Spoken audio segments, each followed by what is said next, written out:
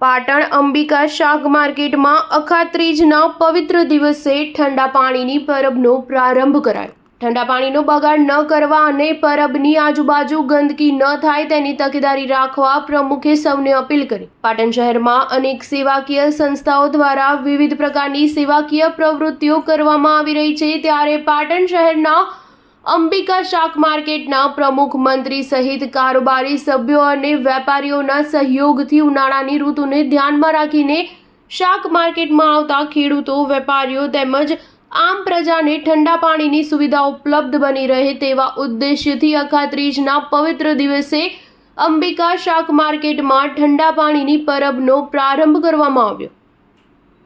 અંબિકા શાક માર્કેટના પ્રમુખ મનોજભાઈ પટેલ અને મંત્રી કનુભાઈ પટેલ સહિત કારોબારી સભ્યો દ્વારા સૌ પ્રથમવાર ચાલુ સાલે ઉનાળાની ગરમીમાં માર્કેટના વેપારીઓને તેમજ માર્કેટમાં શાકભાજીના વેચાણ અર્થે આવતા ખેડૂતો અને શાકભાજીની ખરીદી અર્થે આવતી આમ પ્રજાને ઠંડા પાણીની સુવિધા ઉપલબ્ધ બની રહે તેવા ઉદ્દેશ્ય સાથે શરૂ કરવામાં આવેલી પાણીની પરબની સેવા પ્રવૃત્તિને સૌએ સરાહનીય લેખાવી હતી। અંબિકા શાક માર્કેટમાં ઠંડા પાણીની પરબના શુભારંભ પ્રસંગે પ્રમુખ મનોજભાઈ પટેલે ખેડૂતો, વેપારીઓ અને આમ જનતાને પાણીનો બગાડ તેમજ પરબની આજુબાજુ ગંદકી ન થાય તેની તકેદારી રાખવા સૌને અપીલ કરી હતી। Star news 7 Patan.